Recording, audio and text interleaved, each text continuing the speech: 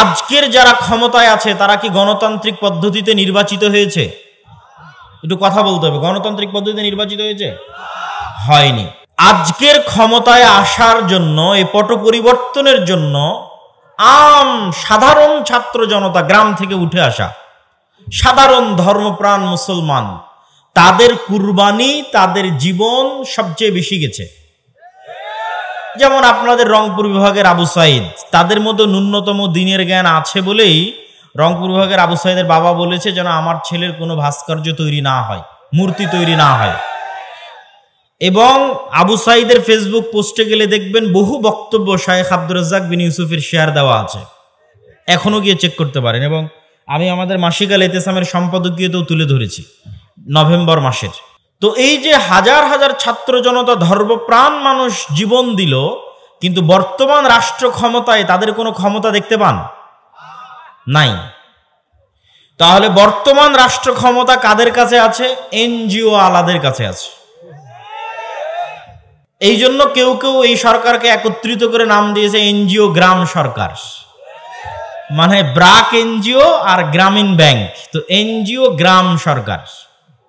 আমি এই সরকারের সমালোচনা করছি না, আপনাকে বুঝাচ্ছি। আপনাকে বুঝতে হবে যে 2000 সাধারণ ছাত্র জনতা প্রাণ দিল, কিন্তু ক্ষমতায় তাদের সিদ্ধান্ত গ্রহণের কোনো জায়গা নাই। ছাত্ররা দাবি করলো আমরা রাষ্ট্রপতি চাই না, একবার ছাত্ররা দাবি করলো আমরা ইসকন নিষিদ্ধ চাই, একবার দাবি করলো অমুককে উপদেষ্টা চাই না, কেমনে উপদেষ্টা হয়ে গেছে জানি না, কোনো কথার ভ্যালু নাই। মানে এখন যারা ছাত্রদের দায়িত্ব পালন করতেছে তাদের কথার কোনো গুরুত্ব নাই, মানে রাষ্ট্রে তাদের স্টেক নাই। তাহলে রাষ্ট্রে স্টেক আছে কাদের? ক্ষমতা কাদের? শক্তিশালী প্রতিষ্ঠান যাদের ছিল। এটা দুনিয়ার অটোমেটিক নিয়ম। যখন ফ্যাসিজম বিদায় নিয়েছে, একটা সরকার চলে গেছে, তখন ওই দেশে যেই প্রতিষ্ঠানগুলো সবচেয়ে শক্তিশালী, ক্ষমতা অটোমেটিক তাদের হাতে চলে যায়। আপনি চাইলেও যাবে, না চাইলেও যাবে। যেমন বাংলাদেশের সবচেয়ে শক্তিশালী প্রতিষ্ঠান হচ্ছে সেনাবাহিনী। স্বৈরাচার বিদায়ের পর অটোমেটিক ক্ষমতা কার কাছে যাবে? সেনাবাহিনীর কাছে যাবে। তো এইরকম যাদের মিডিয়া সবচেয়ে শক্তিশালী, প্রথম আলো, ডেইলি স্টার, যারা অর্থনৈতিকভাবে যাদের প্রতিষ্ঠান সবচেয়ে শক্তিশালী, ব্রাক, 12,000 কোটি টাকা বাৎসরিক আয় ব্যয় ব্রাকের। আপনাদের বাংলাদেশের সব মাদ্রাসা মিলে 12,000 কোটি টাকা হবে কিনা আল্লাহ ভালো জানে, বাৎসরিক আয় ব্যয়। তাহলে যে শক্তিশালী প্রতিষ্ঠান যারা থাকে, অটোমেটিক তাদের কাছে ক্ষমতা চলে যায়। তো মুসলমানদের শক্তিশালী প্রতিষ্ঠান নাই, মুসলমানদের প্রতিনিধিত্ব করবে এরকম শক্তিশালী কোনো মিডিয়া নাই, মুসলমানদের প্রতিনিধিত্ব করবে এরকম শক্তিশালী কোনো অর্থনৈতিক প্রতিষ্ঠান নাই, মুসলমানদের প্রতিনিধিত্ব করবে এরকম শক্তিশালী কোনো জাতীয় প্রতিষ্ঠান নাই, যারা মুসলমানদের প্রতিনিধিত্ব করবে জাতীয় পর্যায়ে, মেইন স্ট্রিমে নাই। মুসলমানেরা হচ্ছে হুজুগে বাঙালি। আপনি যদি বলেন আমি 5 বছরের জন্য ভোটে যাওয়ার জন্য চেষ্টা করব, তো আপনি 5 বছরের এখনই ক্ষমতায় যাওয়ার জন্য চেষ্টা করবেন, কালকে আপনি ক্ষমতায় থাকবেন না, কালকে আপনিও ক্ষমতা থেকে বিদায় নেবেন। কিন্তু যদি আপনি বলেন যে না, আমি শক্তিশালী প্রতিষ্ঠান তৈরি করব আগামী 50 বছরকে সামনে রেখে, আগামী 100 বছরকে সামনে রেখে, তো এরকম হাজারো শাসক আসবে যাবে, কিন্তু আপনার শক্তিশালী প্রতিষ্ঠানের কারণে ক্ষমতায় আপনার স্টেক চিরস্থায়ী হবে। এই জন্য মুসলমানদের শক্তিশালী প্রতিষ্ঠান তৈরি করার দিকে মনোযোগ দিতে হবে। কিন্তু এখন এমন এক পরিবর্তিত পরিস্থিতিতে আমরা যাতায়াত করছি, কথাবার্তা বলছি, যে পরিবর্তিত পরিস্থিতিতে আমি চাইলেও মানুষের আলোচনার মধ্যে রাজনীতি আছে, আমি না চাইলেও মানুষের আলোচনার মধ্যে রাজনীতি আছে। আর এই সময়ে আমি ইসলামের রাজনৈতিক ভিউ, ইসলাম রাজনীতি বলতে কি বুঝায়, এটা মানুষকে যত ভালোভাবে বুঝাতে পারবো, অন্য সময় মানুষ এটা ক্যাচও করতে পারবে না, ধরতেও পারবে না, ওই আলোচনা শুনতেও পারবে না। আমার আজকের আলোচনার মূল বক্তব্যের বিষয়বস্তু আপনাদেরকে একটু বুঝতে হবে। আমাদের দেশে রাজনীতি মানে গণতন্ত্র, অথবা অন্য দেশে রাজনীতি মানে সমাজতন্ত্র, অন্য কোথাও রাজনীতি মানে আরো অনেক কিছু dot dot dot dot dot. তো ইসলাম আসলে কিভাবে রাষ্ট্র ক্ষমতাকে দেখতে চায়, ইসলাম কিভাবে রাষ্ট্র ক্ষমতায় যেতে পারে, এই বিষয়ের ধারণা এখন আপনি যতটা মনোযোগ দিয়ে শুনতে পারবেন, আর কোনোদিন আর কখনো অতটা মনোযোগ দিয়ে শুনতেও পারবেন না, বুঝতেও পারবেন না। তো ইসলামের রাজনৈতিক ধ্যান ধারণা বা রাষ্ট্র ব্যবস্থার একমাত্র নাম হচ্ছে খেলাফা। কি বলেন তো? খেলাফা, খেলাফতি রাষ্ট্র ব্যবস্থা। খেলাফা যেন প্রতিষ্ঠা না হয় তার জন্যই গণতন্ত্র তৈরি করা হয়েছে।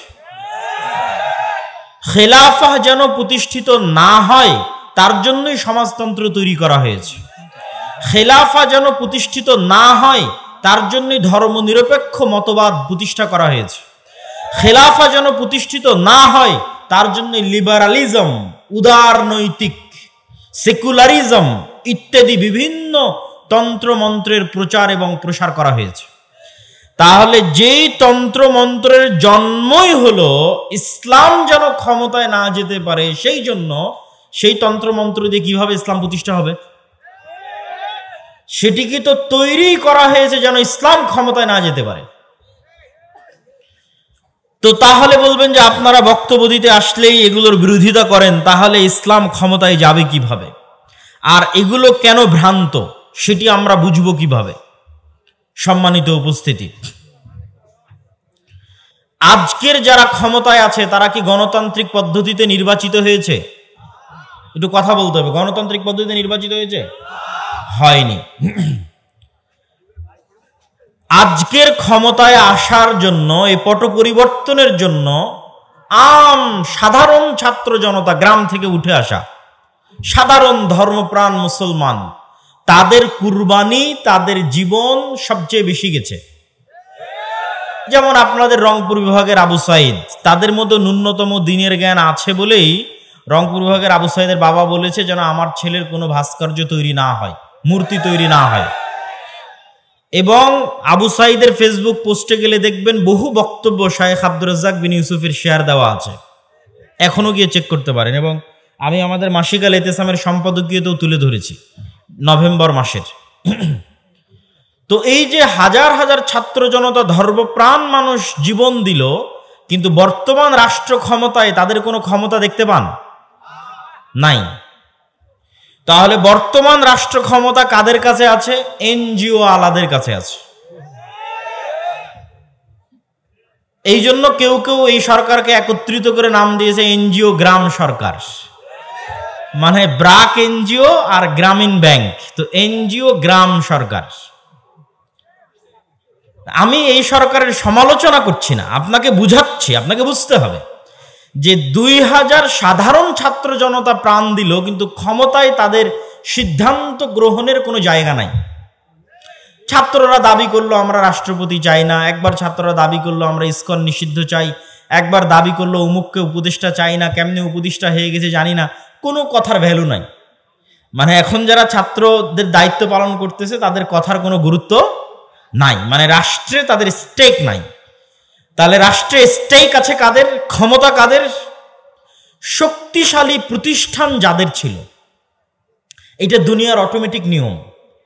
যখন ফ্যাসিজম বিদায় নিয়েছে, একটা সরকার চলে গেছে, তখন ওই দেশে যেই প্রতিষ্ঠানগুলো সবচেয়ে শক্তিশালী, ক্ষমতা অটোমেটিক তাদের হাতে চলে যায়। আপনি চাইলেও যাবে, না চাইলেও যাবে। যেমন বাংলাদেশের সবচেয়ে শক্তিশালী প্রতিষ্ঠান হচ্ছে সেনাবাহিনী। তো স্বৈরাচার বিদায়ের পর অটোমেটিক ক্ষমতা কার কাছে যাবে? সেনাবাহিনীর কাছে যাবে। তো এইরকম যাদের মিডিয়া সবচেয়ে শক্তিশালী, প্রথম আলো, ডেইলি স্টার, যারা অর্থনৈতিকভাবে যাদের প্রতিষ্ঠান সবচেয়ে শক্তিশালী, ব্রাক, 12,000 কোটি টাকা বাৎসরিক আয় ব্যয় ব্রাকের। আপনাদের বাংলাদেশের সব মাদ্রাসা মিলে 12,000 কোটি টাকা হবে কিনা আল্লাহ ভালো জানে, বাৎসরিক আয় ব্যয়। তাহলে যে শক্তিশালী প্রতিষ্ঠান যারা থাকে, অটোমেটিক তাদের কাছে ক্ষমতা চলে যায়। তো মুসলমানদের শক্তিশালী প্রতিষ্ঠান নাই, মুসলমানদের প্রতিনিধিত্ব করবে এরকম শক্তিশালী কোনো মিডিয়া নাই, মুসলমানদের প্রতিনিধিত্ব করবে এরকম শক্তিশালী কোনো অর্থনৈতিক প্রতিষ্ঠান নাই, মুসলমানদের প্রতিনিধিত্ব করবে এরকম শক্তিশালী কোনো জাতীয় প্রতিষ্ঠান নাই, যারা মুসলমানদের প্রতিনিধিত্ব করবে জাতীয় পর্যায়ে, মেইন স্ট্রিমে নাই। মুসলমানেরা হচ্ছে হুজুগে বাঙালি। আপনি যদি বলেন আমি 5 বছরের জন্য ভোটে যাওয়ার জন্য চেষ্টা করব, তো আপনি 5 বছরের এখনই ক্ষমতায় যাওয়ার জন্য চেষ্টা করবেন, কালকে আপনি ক্ষমতায় থাকবেন না, কালকে আপনিও ক্ষমতা থেকে বিদায় নেবেন। কিন্তু যদি আপনি বলেন যে না, আমি শক্তিশালী প্রতিষ্ঠান তৈরি করব আগামী 50 বছরকে সামনে রেখে, আগামী 100 বছরকে সামনে রেখে, তো এরকম হাজারো শাসক আসবে যাবে, কিন্তু আপনার শক্তিশালী প্রতিষ্ঠানের কারণে ক্ষমতায় আপনার স্টেক চিরস্থায়ী হবে। এই জন্য মুসলমানদের শক্তিশালী প্রতিষ্ঠান তৈরি করার দিকে মনোযোগ দিতে হবে। আপনি আজকে আমেরিকার ক্ষমতায় ডোনাল্ড ট্রাম্প আসুক আর জো বাইডেন আসুক, ক্ষমতা মূলত ইহুদিদের হাতে। কেন ইহুদিদের হাতে?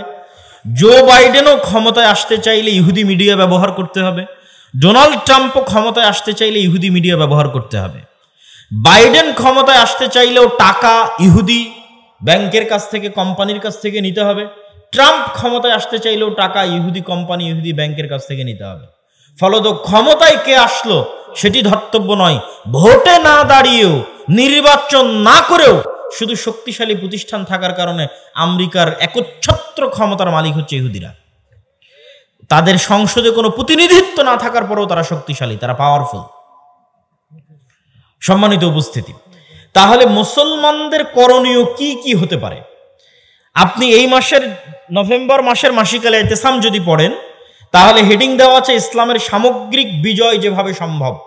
মানে ইসলাম সামগ্রিকভাবে বিজয়ী হবে কিভাবে। ইসলাম কিন্তু শুধু মসজিদের ধর্ম নয়, ইসলাম শুধু ব্যক্তি জীবন, বিয়ে শাদীর হুকুম আহকামের ধর্ম নয়, বাপ মরে গেলে সম্পত্তির বন্টন হবে এই ধর্ম নয়।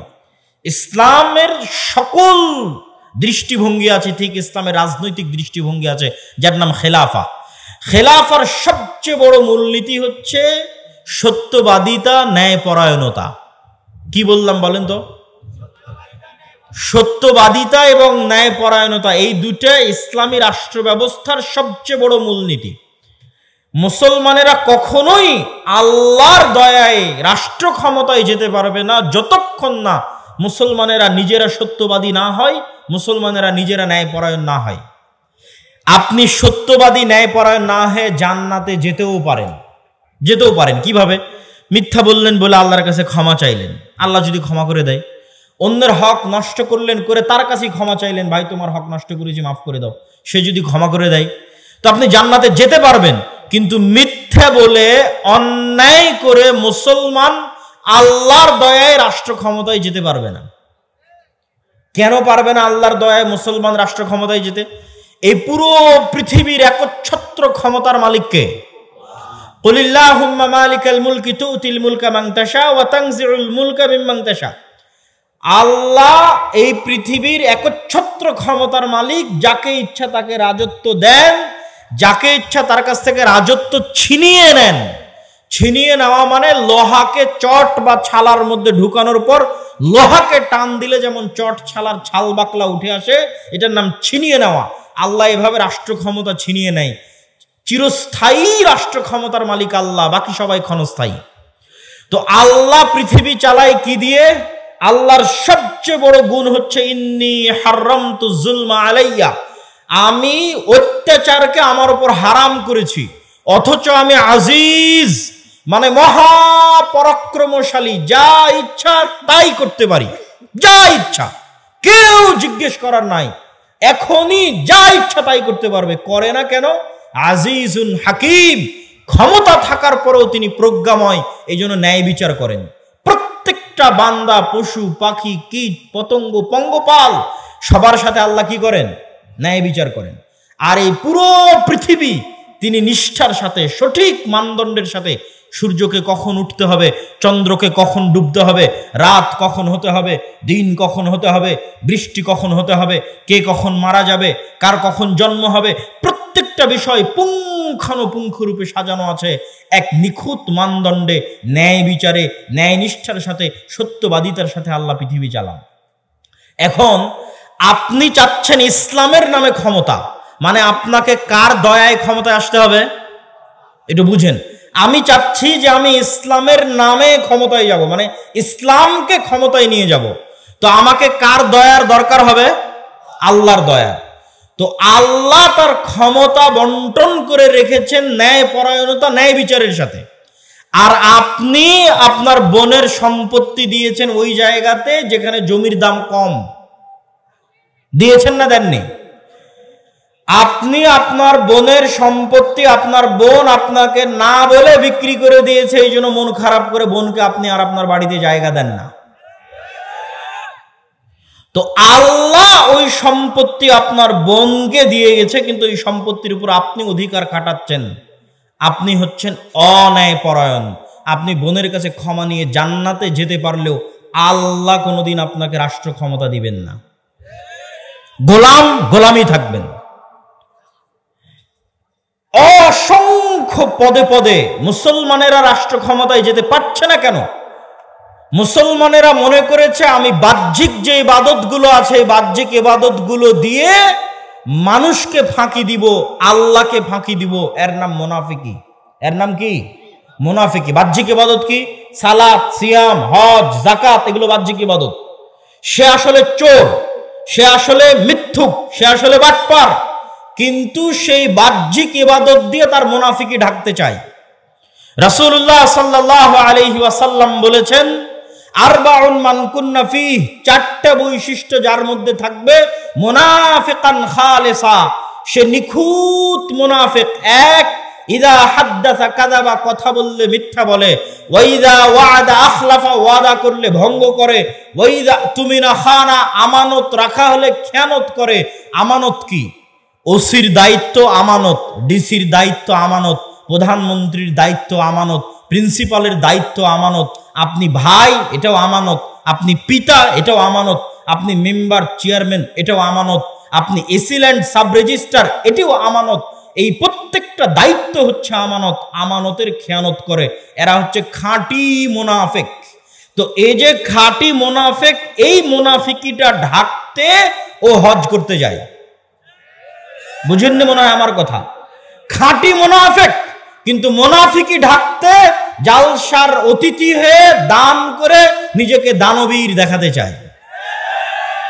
করেনি, প্রশ্ন ফাঁস করে বলছে আমি এই টাকা আল্লাহর রাস্তায় দান করলাম। আমরা আলেম সমাজ ব্যর্থ, বুঝাতে পারিনি যে ইসলাম কাকে বলে। এটা বুঝাতে পারিনি। সে মনে করে নিয়েছে ইসলাম মানে আমি সালাত আদায় করলাম, আমি হজ পালন করলাম, আমি সিয়াম পালন করলাম, বাহ্যিক আমল ঠিক, তো আমি ঠিক। কিন্তু ও তো মুনাফিক। আল্লাহর নবী বলছেন মুনাফিক। তাকে যে দায়িত্ব দেওয়া হয়েছে, দায়িত্বে খেয়ানত করেছে, কিন্তু সেই মুনাফিকি ঢাকতে ও নিজেকে দানবীর দেখিয়েছে। মুনাফিকি ঢাকতে মানুষের সামনে বলেছে আমি তাহাজ্জুদের সালাত আদায় করি। তো এই ধরনের দুই নম্বরই, বাটপারি, অন্যায়কারী, দুর্নীতিবাজদের আল্লাহ কখনোই তার দয়ায় রাষ্ট্র ক্ষমতা দিবেন না। মুসলমানেরা যদি বলে গোলাম থাকবো না, ক্ষমতা চাই, তাহলে প্রথমত সত্যবাদী হতে হবে, ন্যায়পরায়ণ হতে হবে, আল্লাহর নবীর মতো। মুহাম্মদ সাল্লাল্লাহু আলাইহি ওয়াসাল্লাম মক্কায় অন্য কোনো কিছুর জন্য প্রসিদ্ধ ছিলেন না। সত্যবাদিতার জন্য প্রসিদ্ধ ছিলেন, আমানতদারিতার জন্য প্রসিদ্ধ ছিলেন, ন্যায়পরায়ণতার জন্য প্রসিদ্ধ ছিলেন। তার ন্যায়পরায়ণতা, আমানতদারিতা, সত্যবাদিতার অসংখ্য ঘটনা শোনানো যাবে, কিন্তু এতটুকু বলে শেষ করি, আল্লাহর নবী যদি সত্যবাদী, আমানতদার, ন্যায়পরায়ণ না হতেন, তাহলে আবু সুফিয়ান কোনোদিন তার হাতে ইসলাম গ্রহণ করত না। আবু সুফিয়ান আল্লাহর নবীর চিরশত্রু, কিন্তু আবু সুফিয়ান জানে যে মুহাম্মদ সাল্লাল্লাহু আলাইহি ওয়াসাল্লাম সত্যবাদী। আবু সুফিয়ান জানে যে মুহাম্মদ সাল্লাল্লাহু আলাইহি ওয়াসাল্লাম ন্যায়পরায়ণ। সম্মানিত উপস্থিতি, তাহলে মুসলমানেরা যদি চায় রাষ্ট্র ক্ষমতায় যেতে, এক, ব্যক্তিগত জীবনে সত্যবাদী হতে হবে, ন্যায়পরায়ণ হতে হবে। ন্যায়পরায়ণ হওয়া খুবই কঠিন। বহু সালাফে সালিহিন বিবাহ করেননি, স্ত্রীর সাথে ন্যায়পরায়ণতা করতে পারবেন না এই ভয়ে। জিজ্ঞেস করেন আপনি নিজেকে, আমি নিজেকে যদি জিজ্ঞেস করি, প্রত্যেকটা মানুষ যদি নিজেকে জিজ্ঞেস করে সে তার স্ত্রীর সাথে ন্যায়পরায়ণ কিনা, উত্তর দিতে পারবে না সে ন্যায়পরায়ণ কিনা। স্ত্রীর সাথে ন্যায়পরায়ণ কিনা এই হিসাব দিতে কিয়ামতের মাঠে ফেঁসে যাবেন আপনি। বোনের সাথে ন্যায় বিচার করেছেন কিনা এই হিসাব দিতে কিয়ামতের মাঠে ফেঁসে যাবেন। আমরা বাঙালিরা আমাদের প্রত্যেকটা ধাপে ধাপে চরম দুর্নীতিবাজ। প্রত্যেকটা AC land sub registrar, 90% AC land sub registrar, OC, DC, নামাজি, আল্লাহওয়ালা, হাজি, উমরাকারী, কিন্তু নিজ নিজ দায়িত্বে আমানতের খেয়ানতকারী, মানে সব মুনাফিক। মুনাফিকি ঢাকতে বাহ্যিক ইবাদতগুলো করছে। এরা আজীবন গোলাম থাকবে, এদের পরবর্তী প্রজন্ম গোলাম থাকবে। স্বাধীন হতে চাইলে, মুক্ত হতে চাইলে ন্যায় বিচারক হতে হবে, সত্যবাদী হতে হবে, ন্যায়পরায়ণ হতে হবে, তাহলে স্বাধীন হবে, বাংলাদেশ স্বাধীন হবে। 3 নাম্বার, ইসলামকে যদি রাষ্ট্র ক্ষমতায় নিয়ে যেতে চান, তাহলে মুসলমানদেরকে তাদের কলোনিয়াল মাইন্ড সেট আপ, 190 বছর ব্রিটিশদের অধীনে আমরা যে গোলামীর জীবন যাপন করেছি, এই কলোনিয়াল মাইন্ড সেট আপ থেকে বের হয়ে এসে আপনাকে কট্টর হতে হবে নিজের দিনের উপর। নিজের দিনের উপর কট্টর হতে কেন বললাম? সারা পৃথিবী তার দিনের উপর কট্টর হচ্ছে, সারা পৃথিবী। আপনি ইহুদিদেরকে দেখেন, তারা তাদের দিনের উপর শতভাগ কট্টর, পৃথিবীর কাউকে পরোয়া করে না, কোনো কম্প্রোমাইজ নাই, তার দিন সে পালন করবে। পাশের ভারতকে দেখেন, হিন্দুত্ববাদী তার নামে, উগ্রবাদী তার নামে 10 বছর থেকে ভারতে ক্ষমতায় আছে, তারা তাদের নিজের দিনের উপর শতভাগ 100% কট্টর, কট্টর ও কঠোর। তারপরও মানুষ তাদেরকে সন্ত্রাসী বলতেছে না, জঙ্গি বলতেছে না। আর মুসলমান শুধু পেয়েছে কম্প্রোমাইজ করা, আর কিছু না। মুসলমান শুধু নিজেকে সাধু দেখাতে চায় পৃথিবীর কাছে, বলে আমি অনেক বড় সেকুলার, আমি অনেক বড় লিবারেল। পৃথিবী বলছে আমি অনেক বড় হিন্দু, পৃথিবী বলছে আমি সবচেয়ে শক্তিশালী ইহুদি। মুসলমান বলছে আমি সেকুলার, আমি লিবারেল, আমি অনেক উদার, আমি অসাম্প্রদায়িক, আমি সেকুলার, আমি ধর্মনিরপেক্ষ, আমি খুব ভালো। অথচ পৃথিবী বলছে আমি শক্তিশালী হিন্দু, আমি কট্টর হিন্দু। পৃথিবী বলছে আমি কট্টর ইহুদি, আর পৃথিবী বলছে আমি কট্টর খ্রিস্টান। আর মুসলমানকে যদি 2টা থাপ্পড় দিচ্ছে, তাও উঠে বলতেছে ভাই আমি খুব সাধু। ওকে যদি হত্যা করছে, তাও বলছে আমি খুব সাধু, আমি সেকুলার, আমি লিবারেল। এই কম্প্রোমাইজ করে স্বাধীনতা টিকবে না। আপনাকে বলতে হবে, পার্শ্ববর্তীরা যেমন বলতেছে আমি কট্টর হিন্দু, পার্শ্ববর্তীরা যেমন বলতেছে আমি কট্টর ইহুদি, আপনাকে বলতে হবে আমি কট্টর মুসলিম। যেই দিন বলতে পারবেন সাহস করে আমি কট্টর মুসলিম, ওই দিন স্বাধীন হয়ে গেছে। ওই দিন বাংলাদেশ স্বাধীন হয়ে গেছে, পৃথিবীর মুসলমানেরা স্বাধীন হয়ে গেছে। কিন্তু কলোনিয়াল মাইন্ড সেট আপ থেকে বেরিয়ে আসতে হবে। কলোনিয়াল মাইন্ড সেট মানে ঔপনিবেশিক গোলামির জিঞ্জির। সারা পৃথিবীতে মুসলমানেরা যেখানে যত সমস্যায় আছে, প্রত্যেক সমস্যার পিছনে ঔপনিবেশিক গোলামির জিঞ্জির আছে। 190 বছরের ইতিহাস। আপনি ইংরেজি কেউ বললে তাকে ভালো কেন লাগে? ইংরেজি বললে তার চাকরি কেন হয়? বাই ডিফল্ট কেন এরকম মনে হয়? অথচ মদিনা বিশ্ববিদ্যালয়ে পড়তে গিয়ে এক আফ্রিকান বন্ধু, তার সেকেন্ড ল্যাঙ্গুয়েজ হচ্ছে ফরাসি। তার সেকেন্ড ল্যাঙ্গুয়েজ কেন ফরাসি হবে? আর আমার সেকেন্ড ল্যাঙ্গুয়েজ কেন ইংরেজি হবে? ও ছিল ফ্রান্সের গোলাম, আমি ছিলাম ইংল্যান্ডের গোলাম। আফ্রিকান কান্ট্রিগুলো ছিল ফ্রান্স, ইতালি এবং স্পেনের গোলাম, আমরা ছিলাম ইংল্যান্ডের গোলাম। এই জন্য আমাদের কাছে ইংরেজি ভালো লাগে, ওদের কাছে ফরাসি ভালো লাগে। অথচ আপনি ইংল্যান্ডের এরিয়া পার হয়ে ফ্রান্সে যান, ইতালিতে যান, স্পেনে যান, কোথাও ইংরেজি নাই। আমি ইংরেজি ভাষা শিখতে হবে না সেটা বলছি না, কিন্তু ফ্রান্স, ইতালি এবং স্পেনের মানুষ জাতিগতভাবে, মনস্তাত্ত্বিকভাবে এতটা স্বাধীন যে সে ইংরেজি শিখতে চায় না। সে বলতেছে আমি আমার ফ্রান্সের ফরাসি ভাষা নিয়ে থাকবো, আমি আমার ইতালিয়ান ভাষা নিয়ে থাকবো, স্প্যানিশ নিয়ে থাকবো। বিমানবন্দরে পর্যন্ত এক্সিটটা ইংরেজিতে লেখেনি। তাহলে স্পেন, ফ্রান্স, ইতালির মানুষ মনস্তাত্ত্বিকভাবে কোন পর্যায়ের স্বাধীন, আর আমি মনস্তাত্ত্বিকভাবে কোন পর্যায়ের গোলাম? কেন একজনকে প্যান্ট শার্ট পরা দেখলে তাকে স্মার্ট মনে হয়, আর আরেকজনকে এরকম জুব্বা পরা, লম্বা দাড়ি দেখলে আনস্মার্ট মনে হয়? এটা 190 বছরের লিগ্যাসি আমরা বহন করে আসতেছি। কেন? আমাদের বাপ দাদারা 190 বছর যাবৎ ব্রিটিশদের গোলামি করেছে। তো ব্রিটিশরা প্যান্ট শার্ট পরতো, গলায় টাই থাকতো, এই জন্য ওটা দেখতে আমাদের অজান্তে স্মার্ট মনে হয়, আর ওটা না দেখলে আমাদের অজান্তে আনস্মার্ট মনে হয়। ভাইয়ের সাথে আমার একটা স্মৃতি আছে, স্মৃতি বলতে দেখার স্মৃতি নয়। যেহেতু এই অঞ্চল আমার নানির বাড়ির অঞ্চল, তো ছোটবেলায় আমাদের এই অঞ্চলে কেটেছে। তো ওনার আব্বার ছবির সাথে ওনার ছবি বিভিন্ন জায়গায় পোস্টারে আমি অনেক ছোটতে দেখেছি। তখন বয়স 7-8 বছর হবে, অথবা 9-10 বছর হবে। তো তার নামের শেষে লিঙ্কন নামটা ছিল। তো তখন থেকে আমার কাছে এটা অপছন্দ হতো যে একজন মুসলমানের সন্তান কিভাবে লিঙ্কন নাম রাখতে পারে। আমি কিন্তু তাকে তখন চিনিও না, দেখিও নি, কিন্তু আমার আম্মা আমাকে যেভাবে শিখিয়েছে সেইভাবে আমি শিখেছি। তো ওই স্মৃতিটা আমার মনে আছে যে তার নাম আমি পোস্টারে পড়েছি, তার ছবি আমি পোস্টারে দেখেছি, এবং এই নাম আমি তখন থেকে অপছন্দ করতাম যে মুসলমানের সন্তান কেন লিঙ্কন নাম রাখবে। কিন্তু কোনোদিন ভাবিনি যে এইভাবে ঘুরতে ঘুরতে একদিন তিনি পাশে এসে বসবেন, আর তিনিও দিনদার হিসেবে হয়তো হতে পারে আল্লাহর কাছে তিনি আমার চেয়ে বেশি প্রিয়। হতে পারে না? পারে না? হতে পারে। আল্লাহর কাছে কত মানুষ আছে দুনিয়াতে প্রসিদ্ধ কিন্তু আল্লাহর কাছে অপ্রসিদ্ধ, আর কত মানুষ আছে দুনিয়াতে অপ্রসিদ্ধ কিন্তু আল্লাহর কাছে এবং আসমানে প্রসিদ্ধ। তো যেটি বলছিলাম আর কি, এই যে কলোনিয়াল মাইন্ড সেটআপ, যে আপনার নামটা একটু ইংরেজি ইংরেজি হবে তাহলে আপনাকে ভালো লাগবে, এটা 190 বছরের গোলামির জিঞ্জির বহন করে বেড়াচ্ছেন। এটা থেকে ঝেড়ে ফেলে বের হতে হবে না। আমার আরবি নামের উপর আমি সন্তুষ্ট, আমার ইসলামের আকীদা এবং আদর্শের উপর আমি সন্তুষ্ট এবং শতভাগ কট্টর। শিখবেন কাদের কাছ থেকে? হিন্দুর কাছ থেকে। শিখবেন কার কাছ থেকে? ইহুদির কাছ থেকে। একটা শিখকে দেখান দেখি ওর মাথার চুল কাটে কিনা, একটা শিখকে দেখান দেখি মুখের দাড়ি ছাড়া আছে। একটা ইহুদি যদি শতকরা হিসাব করেন, ইহুদি পাড়ায় গিয়ে কতজন ইহুদি দাড়ি রেখেছে? শতভাগ 90 জন ইহুদি দাড়ি রেখেছে। আর মুসলমানকে দাড়ি রাখতে নাকি আনস্মার্ট লাগে, এই জন্য মুসলমান দাড়ি রাখে না। মুসলমানকে দাড়ি রাখলে খ্যাত খ্যাত লাগে, মুসলমানকে দাড়ি রাখলে সমাজে মানুষ কি মনে করবে এই মনে করে সে দাড়ি রাখে না। এটা হচ্ছে গোলামির মানসিকতা।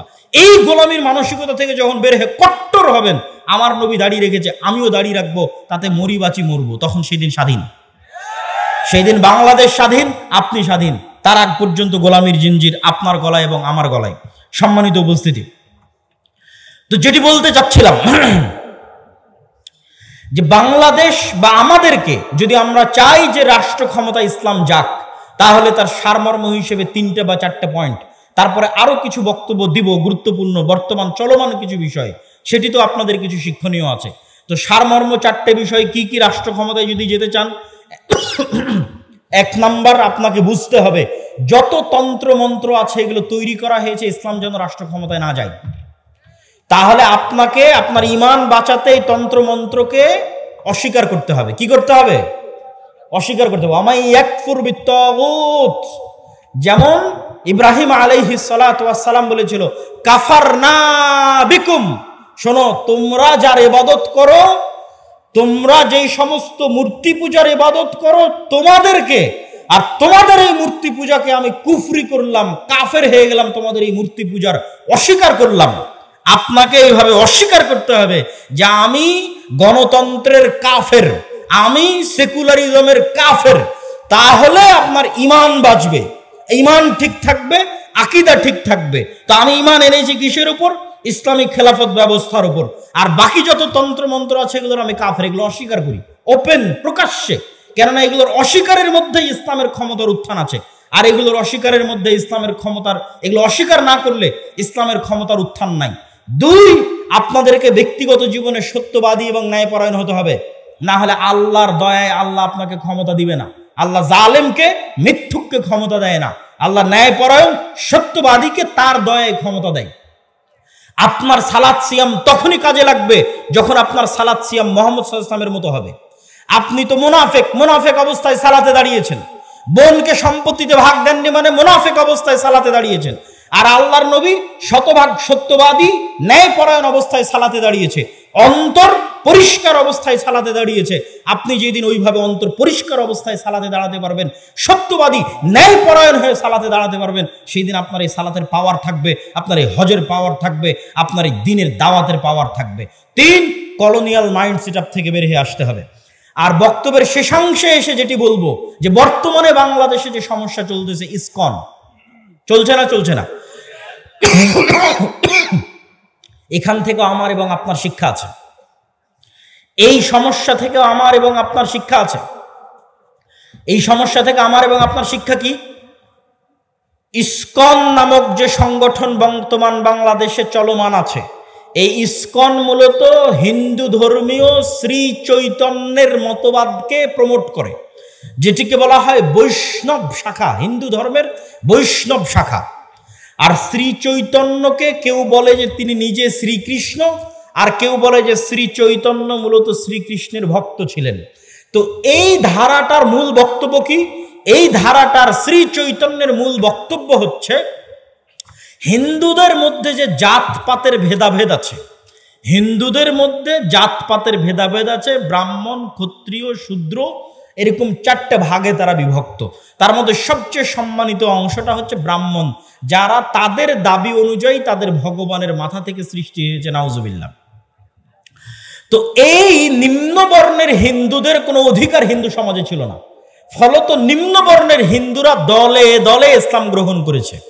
কেননা ইসলামের সবাই সমান, ইসলামে কোনো জাত নাই, পাত নাই, কালার নাই, রং নাই, বর্ণ নাই, ভাষা নাই, কিছু নাই। ইন্না আবাকুম ওয়াহিদ ওয়া ইন্না রাব্বাকুম ওয়াহিদ ইয়া আইয়ুহান নাসু উবুদু রাব্বাকুমুল্লাযী খালাকাকুম মিন নাফসিন ওয়াহিদা। তোমাদের পিতা এক, তোমাদের রব এক। জো বাইডেনের পিতা, নরেন্দ্র মোদীর পিতা, ডক্টর ইউনূসের পিতা একজনই। আদম আলাইহিস সালাতু ওয়াস সালাম। তো ইসলামের সবাই সমান, এখানে কোনো জাতপাত নাই, রং বর্ণ কিছু নাই। তো এই জন্য নিম্ন বর্ণের হিন্দুরা দলে দলে ইসলাম গ্রহণ করেছে।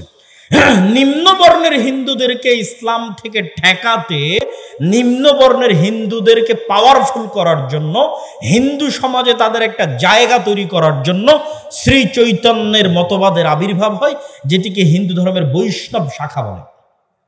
এটিকে নিয়ে কাজ করে ইসকন। এই জন্য ইসকনের বড় বড় মন্দিরগুলো নিম্ন বর্ণের হিন্দুরা যেখানে বেশি থাকে ওখানে আছে। ঢাকার স্বামীবাগ পুরোটা মেথরপট্টি, ওই মেথরপট্টির মধ্যে স্বামীবাগের সবচেয়ে বড় ইসকন মন্দির সেখানে নির্মিত। সিলেটের চা বাগানের শ্রমিকরা নিম্নবর্ণের হিন্দু, ওই সিলেটের চা বাগানের শ্রমিকদের মধ্যে ইসকন খুবই শক্তিশালী। বাংলাদেশের রাষ্ট্রপক্ষের আইনজীবী সাইফুল ইসলাম আলিফ ভাইকে মেথরপট্টিতে হত্যা করা হয়েছে, কেননা মেথরপট্টিতে ইসকন সবচেয়ে শক্তিশালী। নিম্নবর্ণের হিন্দুদের নিয়ে ইসকন কাজ করে। আর ইসকনের কাজ কি? ইসকনের মূল টার্গেট কি? ইহুদিরা ইসরায়েল কিভাবে প্রতিষ্ঠা করেছে? ইহুদিরা ইসরায়েল প্রতিষ্ঠা করেছে কাঁদতে কাঁদতে, মায়া কান্না দিয়ে। আপনার মনে হয় যে আমেরিকা মুসলমানের শত্রু, তাই ইসরায়েলকে টাকা পয়সা, ধন সম্পদ, অর্থ, অস্ত্র দেয় না। মুসলমানের শত্রুতার কারণে যতটা না দেয় তার চেয়ে বেশি দেয় এই মনে করে যে এরা হচ্ছে অসহায়, এদের থাকার জায়গা নাই, এদের দেখার কেউ নাই। আর এই অসহায়ত্বটা তৈরি করেছে ইহুদিরা। হলোকাস্ট, হিটলার হলোকাস্টে ইহুদিদেরকে হত্যা করেছিল, ওই এক ঘটনা বিক্রি করে এখন পর্যন্ত ইহুদিরা চলতেছে যে আমাদের পৃথিবীতে থাকার জায়গা নাই, আমরা কই যাব, অসংখ্য কিছু। ঠিক ওই থিওরিটা ইসকন কপি করেছে, যে বাংলাদেশে দেখাতে হবে যেন হিন্দুরা ধ্বংস হয়ে গেল। বাংলাদেশে হিন্দুদেরকে ওপেন গণহত্যা চলতেছে, নাউজুবিল্লাহ, ডাহা মিথ্যা কথা। কিন্তু এটা তারা দেখাতে সক্ষম হচ্ছে ভারতের মিডিয়া ওপেন করলে। এমনকি আমেরিকার প্রেসিডেন্ট ডোনাল্ড ট্রাম্প পর্যন্ত মনে করতেছে যে এখানে হিন্দুদের কোনো অবস্থা নাই, কোনো থাকার জায়গা নাই, দেখার কেউ নাই। এটি হচ্ছে ইহুদিদের থেকে কপি। তো ইহুদিরা হিটলারের হত্যাকে বিক্রি করে ইসরায়েল তৈরি করে নিয়েছে ফিলিস্তিনের মধ্যে। ইসকনের টার্গেট কি? ইসকন চায় বাংলাদেশের হিন্দুদেরকে নির্যাতিত দেখিয়ে এই বাংলাদেশকে অখণ্ড ভারতের অন্তর্ভুক্ত করতে, যেন হিন্দুদের নিরাপত্তা দেওয়ার জন্য বাংলাদেশকে অখণ্ড ভারতের অন্তর্ভুক্ত করা হয়। এটা আপনার কাছে খুব দিবা স্বপ্ন মনে হলেও এটি যে কোনো মুহূর্তে হয়ে যেতে পারে, অস্বাভাবিক কিছু নয়, যে কোনো মুহূর্তে হয়ে যেতে পারে। যেখানে আমরা চোখের সামনে দেখতে পাচ্ছি এই দেশে কোনো হিন্দু নির্যাতন নাই, সেখানে আমরাই চোখের সামনে দেখতেছি ভারতের মিডিয়াতে প্রচার করা হচ্ছে যে বাংলাদেশে হিন্দুরা ধ্বংস হয়ে যাচ্ছে। ভারত সরকার বিবৃতি দিচ্ছে তাকে কেন গ্রেফতার করা হলো, কিন্তু ভারত সরকার এটা বিবৃতি দিতে পারলো না যে একজন আইনজীবীকে কেন হত্যা করা হলো। আপনি কল্পনা করেন, আজকে যদি ভারতের মাটিতে মুসলমানেরা দিল্লির হাইকোর্টে কোনো হিন্দু রাষ্ট্রপক্ষের আইনজীবীকে হত্যা করতো, আজকে ভারতে কি হতো? আজকে যদি ভারতে মুসলমানেরা দিল্লির হাইকোর্টের কোন রাষ্ট্রপক্ষের আইনজীবীকে হত্যা করতো, আজকে ভারতে কি হতো? বাংলাদেশ থেকে পর্যন্ত বাংলাদেশের সরকার নিন্দা, প্রতিবাদ, বিবৃতি দিত। আর অন্যান্য মুসলমানদের সংগঠন তো আছে, তারা তো বিবৃতি দেওয়ার জন্য আরো এক ধাপ রেডি আছে যে হ্যাঁ আমরা নিন্দা বিবৃতি দিব। কিন্তু আজ বাংলাদেশের রাষ্ট্রপক্ষের আইনজীবী হত্যা করা হলো, কিন্তু মুসলমানের লাশ কত সস্তা, কত সহজ আপনার চোখের সামনে ঘটতেছে, আমার চোখের সামনে ঘটতেছে যে মুসলমানের লাশ কত সস্তা, কত সহজ, যে একজন মানুষ মারা গেল, অন্যায়ভাবে হত্যা করা হলো, সেটি নিয়ে কোনো বিবৃতি নাই। কিন্তু কেন একজনকে গ্রেফতার করা হলো সেটি নিয়ে বিবৃতি আছে। এই জন্য আপনাকে বুঝতে হবে যে আপনি যদি দিনের উপর কট্টর না হন, বাঁচার রাস্তা নাই, বাংলাদেশের স্বাধীনতার রাস্তা নাই যদি বাংলাদেশ দিনের উপর কট্টর না হয়। সম্মানিত উপস্থিতি, তাহলে এই যে বর্তমান যে ষড়যন্ত্র চলতেছে বাংলাদেশকে নিয়ে, এটি স্থায়ী ষড়যন্ত্র। এইটির থেকে বাংলাদেশের মুসলমানেরা কিভাবে বের হবে, আপনারা আপনাদের সন্তানেরা কিভাবে বের হবে? আপনি যদি লক্ষ্য উদ্দেশ্য রাখেন ছোট, তাহলে আজীবন ডিফেন্স করতে হবে, ডিফেন্স করতে করতে দিন শেষ হয়ে যাবে। আর যদি লক্ষ্য উদ্দেশ্য রাখেন বড়, তাহলে আপনার চিন্তা চেতনা হবে বড়। আল্লাহর নবী মক্কা থেকে হিজরত করে, এই অংশটুকু না শুনে কেউ উঠে যাবেন না, এটি বলে বক্তব্য শেষ করে দেব। আল্লাহর নবী যখন মক্কা থেকে হিজরত করে মদিনায় গেলেন, তখন যদি আল্লাহর নবী ভাবতেন মদিনায় এসেছি, ভালো আছি, মক্কায় মুসলমানেরা মরে কি বাঁচুক, দেখে লাভ আছে, দরকার নাই দেখার, এটা তিনি ভেবেছেন? তিনি ভাবেননি। তিনি মদিনায় আসার পর তিনি ছিলেন ভিশনারি লিডার, তিনি মদিনায় আসার পর তার লক্ষ্য ছিল কিভাবে তিনি মক্কা বিজয় করবেন। মক্কায় থেকে যাওয়া মুসলমানদের জীবনের নিরাপত্তা তিনি কিভাবে দিবেন। 1947 যখন ভারত ভাগ হয়, পূর্ব পাকিস্তান এবং পশ্চিম পাকিস্তান তৈরি হয়, 1947 190 বছরের ব্রিটিশ বিরোধী জেহাদের ফলে তখন অসংখ্য মুসলমান ভারত থেকে হিজরত করে পাকিস্তানে আশ্রয় নেয়। আপনাদের রংপুরের সৈয়দপুরের বিহারিরা মুহাজির, বিহার থেকে হিজরত করে বাংলাদেশে এসেছে মুসলমানদের একটা আলাদা ভূখণ্ড মনে করে। আর এই মুহাজিরদের সংখ্যা সবচেয়ে বেশি ছিল পশ্চিম পাকিস্তানে। পাঞ্জাব থেকে, উত্তরপ্রদেশ থেকে, দিল্লি থেকে লক্ষ লক্ষ মুসলমান হিজরত করেছে। তো হিজরত করার পর আপনারা পাকিস্তান স্বাধীন দেশ পেয়েছেন, বাংলাদেশ স্বাধীন দেশ পেয়েছেন, আর কয়েক কোটি মুসলমান ভারতে থেকে গেছে। আপনি যদি মনে করেন যে আমার বাংলাদেশে আমি স্বাধীন আছি, এটি আমার জন্য যথেষ্ট, পাকিস্তানের মুসলমানেরা যদি মনে করে আমি পাকিস্তানে স্বাধীন আছি, এটি আমার জন্য যথেষ্ট, তাহলে এর চেয়ে বড় মুনাফিকি পৃথিবীতে আর হবে না। আপনারা যে আপনাদের ভাইদেরকে ভারতে ছেড়ে এসেছেন, তাদেরকে মুক্ত করতে হবে না? ভারত যে বলতেছে বাংলাদেশের সংখ্যালঘু নির্যাতন হচ্ছে, আসলে সংখ্যালঘু নির্যাতন কোথায় হচ্ছে? ভারতে হচ্ছে। ভারতে মুসলমানদের উপর সংখ্যালঘু নির্যাতন হচ্ছে। মসজিদের মধ্যে 4 জন মুসলমানকে গুলি করে হত্যা করা হয়েছে। অসংখ্য মসজিদকে দাবি করা হচ্ছে এখানে আগে মন্দির ছিল, আর সেই মসজিদকে জোরপূর্বক দখল করা হচ্ছে। তাহলে আপনার চিন্তা পাল্টিয়ে দিতে হবে, আপনাদের সন্তানদের চিন্তা, নিয়ত পাল্টিয়ে দিতে হবে। নিয়ত পরিবর্তন হবে, ভিশনারি লিডার হবে, নেতৃত্ব দেওয়া শিখবে। যদি আপনার সন্তানেরা, বাংলাদেশের ছাত্ররা যদি মনে করে শুধু বাংলাদেশকে বাঁচাবো, তাহলে আমও যাবে, ছালাও যাবে, বাংলাদেশও বাঁচবে না, কিছুই বাঁচবে না।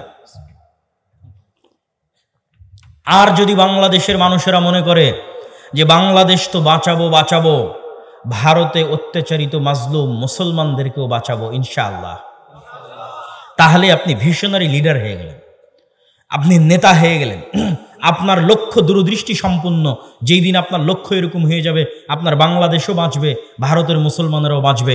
আর এটি অসম্ভব কিছু নয়, এটি অকল্পনীয় অবাস্তব কিছু নয়। আল্লাহ সুবহানাহু ওয়া তাআলা চাইলে তারা যেই গেরুয়া পতাকা চট্টগ্রামে বাংলাদেশের পতাকার উপর উড়িয়েছে, তার বিপরীতে আল্লাহ চাইলে ওই চট্টগ্রাম থেকেই ইসলামের পতাকা দিল্লি থেকে স্থাপিত হবে। আল্লাহর ইচ্ছা, কিন্তু নিয়ত রাখতে হবে, কল্পনা রাখতে হবে, ভিশনারি লিডার হতে হবে। শুধু আমি আমার বাংলাদেশকে বাঁচাবো না, ভারতে থাকা মুসলমানদের উপরও আমাদের হক আছে, তারাও, তাদের উপরও, আমাদের নিকটে তাদের হক আছে যে আমরা তাদের জন্য কিছু করব। এবং এই স্ট্র্যাটেজি শুধু মুসলমানদের ব্যক্তিগত স্ট্র্যাটেজি হলে হবে না, রাষ্ট্রের স্ট্র্যাটেজি হতে হবে। ভারত যেমন বাংলাদেশ রাষ্ট্রকে বলতেছে তোমার এখানে সংখ্যালঘু নির্যাতন হচ্ছে, বাংলাদেশ রাষ্ট্রকে বলতে হবে আমার এখানে নয়, তোমার ওখানে সংখ্যালঘু নির্যাতন হচ্ছে। এটি রাষ্ট্রের পলিসি হতে হবে, তাহলে বাংলাদেশ তার স্বাধীনতা রক্ষা করতে পারবে। আর আপনাদের নিয়তে থাকতে হবে, আপনাদের পরবর্তী বংশধরদের নিয়তে থাকতে হবে ভিশনারি লিডার, যে আমি শুধু বাংলাদেশ বা বাংলাদেশের মুসলমানদের বাঁচাবো না, বরং ভারতের অত্যাচারিত মাজলুম মুসলমানদেরও বাঁচাবো। তাহলে আল্লাহ সুবহানাহু ওয়া তাআলা চাইলে এই ইচ্ছা, এই আশা একদিন সফল হবে। সম্মানিত উপস্থিতি, বক্তব্যের শেষের দিকে একটু বর্তমান সরকারের উদ্দেশ্যে আমাদের শুধু একটি দাবি, সংক্ষিপ্ত একটি দাবি, সেটি হচ্ছে আপনারা রাষ্ট্র সংস্কারের নামে যেটি করছেন করেন, রাষ্ট্রের কল্যাণের জন্য যা ভালো মনে করবেন করেন, কিন্তু রাষ্ট্রের সংবিধানে যেন ইসলাম বিরোধী কোনো কিছু স্থান না পায়। সেকুলারিজমের নামে, ধর্মনিরপেক্ষ মতবাদের নামে বাংলাদেশের মুসলমানদের ইসলামিত্বকে ধ্বংস করার চেষ্টা করা যাবে না। বাংলাদেশের স্বাধীনতার একমাত্র রক্ষা কবচ হচ্ছে ইসলাম। অতএব রাষ্ট্রের মূল পলিসির মধ্যে অন্তর্ভুক্ত করতে হবে, সংবিধানের মূল পলিসির মধ্যে অন্তর্ভুক্ত করতে হবে যে ইসলাম বিরোধী কোনো কিছু এই সংবিধানে এবং এই রাষ্ট্রে বাস্তবায়ন হবে না।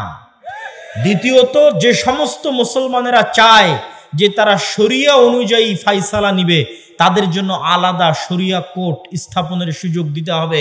যারা চাইবে সেকুলার সিস্টেমে ফায়সালা নিবে, কিন্তু যে সমস্ত মুসলমান চাইবে শরিয়া অনুযায়ী ফায়সালা নিবে তাদের জন্য আলাদা শরিয়া কোর্টের ব্যবস্থা রাখতে হবে।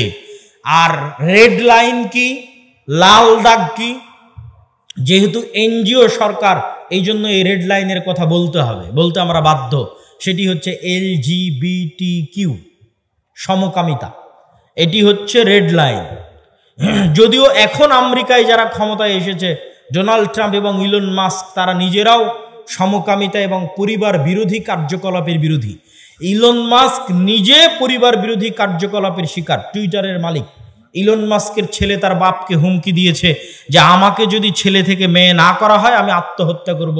ইলন মাস্ক তার ছেলের জীবন বাঁচাতে তাকে অপারেশন করে মেয়ে হওয়ার সুযোগ দিয়েছে, এবং সেই দিন ইলন মাস্ক ঘোষণা দিয়েছে যে আমার ছেলে মারা গেছে, জীবিত থাকা অবস্থায় মারা গেছে, মারা যায়নি, এখনো জীবিত আছে। কিন্তু ইলন মাস্ক বলছে আমার ছেলেকে নষ্ট করে দিয়েছে, ধ্বংস করে দিয়েছে, হত্যা করে দিয়েছে LGBTQ। এই জন্য LGBTQ এর বিরুদ্ধে লড়াই করার জন্য টুইটার ক্রয় করে নিয়েছে। আর LGBTQ এর বিরুদ্ধে লড়াই করার জন্য ডোনাল্ড ট্রাম্পের সাথে সম্পৃক্ত হয়ে রাজনীতিতে অংশগ্রহণ করেছে। আগের যারা ছিল তারা LGBTQ প্রমোটার ছিল, যদিও বর্তমান যারা তারা আবার খ্রিস্টানের দিক থেকে কট্টর হবে। মানে মুসলমানদের যেমন আমি বললাম হিন্দুরা তাদের দিনে কট্টর, ইহুদিরা তাদের দিনে কট্টর, এরকম খ্রিস্টান কট্টরও আপনি দেখতে পাবেন। কিন্তু অবশ্যই ধার্মিক মানুষ LGBTQ এর জন্য, সমকামিতা, জেনা, ব্যভিচারের জন্য অন্যদের চাইতে ভালো। তো যেহেতু এনজিও সরকার, সেহেতু আমরা সতর্ক করে বলতে চাই যেন এই ধরনের কোনো মানব বিধ্বংসী, পরিবার বিধ্বংসী কোনো কার্যকলাপ যেন বাংলাদেশে বাস্তবায়ন না হয়। সম্মানিত উপস্থিতি, আর দাওয়া ইলাল্লাহর জন্য, জামিয়া সালাফিয়ার জন্য, শায়েখ আব্দুর রাজ্জাক বিন ইউসুফের জন্য অবশ্যই দোয়া করবেন। আগামী 30-31 জানুয়ারি দিনাজপুর জামিয়া সালাফিয়ায় সালাফি কনফারেন্স আছে। আজকের স্টেজে এই যে আজকে যেমন আলোচনা করলাম বাংলাদেশ নিয়ে, ফিলিস্তিন নিয়ে, সিরিয়া নিয়ে, এই নতুন বইটা ফিলিস্তিন ও সমসাময়িক মুসলিম বিশ্ব, এই বইয়ে সব আলোচনা পাবেন। বাংলাদেশের পিলখানা, শাপলা চত্বর সব আলোচনা আছে। আর মাসিক আল ইতিসামের নতুন সংখ্যা এবং ডিসেম্বর এবং নভেম্বর আমার নিয়মিত সম্পাদকীয় পাবেন। মাসিক আল ইতিসামকে মূল্যায়ন করার চেষ্টা করব।